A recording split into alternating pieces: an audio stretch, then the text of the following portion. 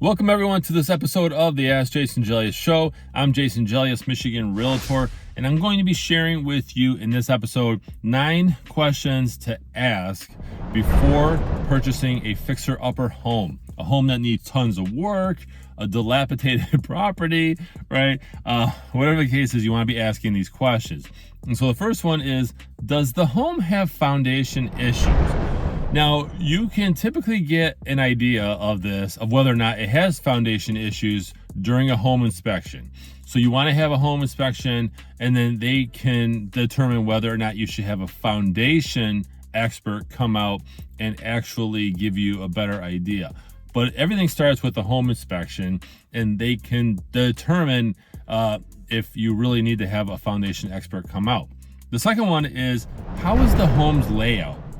So I've shown homes where the layout was terrible and the home was discounted because it needed work, but also probably because of the layout. And so if you don't have a good layout that is appealing to most home buyers, chances are you're gonna be stuck even after you renovate the home and put tons of money into it, or not if you have a hookup. But if the home's layout doesn't work well, doesn't flow right, it's all choppy all over the place, then you're gonna have a hard time with resale. Which, by the way, I always state that when you're looking to purchase a home, always think about resale. Even if you feel like you're going to spend the rest of your life in the home, always think resale. Third one is, do you have the time? Do you have the time it takes to focus on a fixer-upper home? Even if you're writing a check for every contractor, every person doing the work, you still got to spend time and make sure that they're following the steps and that they're doing what they say they're going to do. So do you actually have the time to focus and renovate a fixer-upper home? Fourth one is, where are you going to live during the renovation? Are you looking to purchase a fixer-upper and then have the work done and stay in your current home? Or are you renting a place? Do you have to extend your lease? Where will you live during the renovation? And by the way, if you feel a renovation, or if you're told that a renovation will take, let's say, 2 months, it's probably going to be more than that. Okay, you can almost guarantee that. Okay, so fifth one is, do you know or have the right pros in place to do the work on the home? Do you know the right people? Do you have referrals to the right people? Are you doing the work? Are these people that you are going to hire or consider hiring qualified to do the work to turn that fixer-upper into a beautiful home and a beautiful place to live? Making sure that you have the right connections is key. Number 6 is, can you really stick to a budget? You should have a budget. You should have a budget in place and an idea of what everything will cost, and then add a little percentage in there, right? I've been told multiple percentages to add, which is a cushion for unexpected things, right? It could be 10%, it could be 20%, just depends on what you're doing and the size of the home. But follow a budget and be realistic with yourself. Hey, can I stick to a budget? If I buy this fixer-upper, right, I have to know what I'm spending and where. Number 7 is, are your expectations realistic?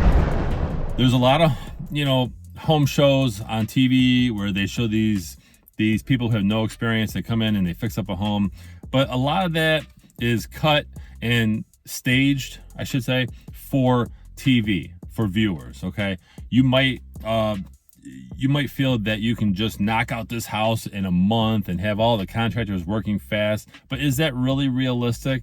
And is that realistic in your area and what the market's doing? Are contractors able or wanting to come out and work their butt off, 14-hour days to get your job done? You have to be realistic in your expectations when purchasing a fixer-upper. Number 8 is, and this is extremely important, not just because I'm a realtor, but because you want to know or ask yourself, or the realtor you're working with, will the home be worth more after it's fixed up? This may seem obvious that, yeah, if I fix up a fixer-upper, it's going to be worth more. But in reality, you can over-update and overspend on renovations, and your home is not worth, what you thought it would be. For example, you get a house that's $100,000, and the other homes that are renovated in the area going for $150,000, but let's say you spent $60,000 on renovations. you're now negative. So you want to make sure that the home will be worth more after it's fixed up and that you're spending less on renovation. And of course, you have to take into consideration that there will be time that goes by where the home appreciates, of course, right? If you're not flipping the home, then you have to look at it differently. Like, okay, maybe in 3 to 5 years I'll get my money back. Whatever the case is, just make sure that the home will be worth more after you renovate it and not have you in the hole. And the last one is, do I need any municipal inspections from the city? Certificate of occupancy, right? Making sure that the home is safe. Are there any past fees that I need to pay? Is there anything going?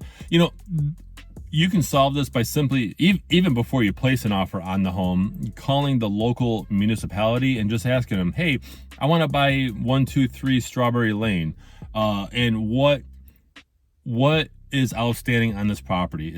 Are there any outstanding inspections and all that? And then negotiate the seller to pay that, or whoever owns the house. If it's a company, because it's a fixer-upper, maybe the bank took it back. Okay, try to get them to cover that.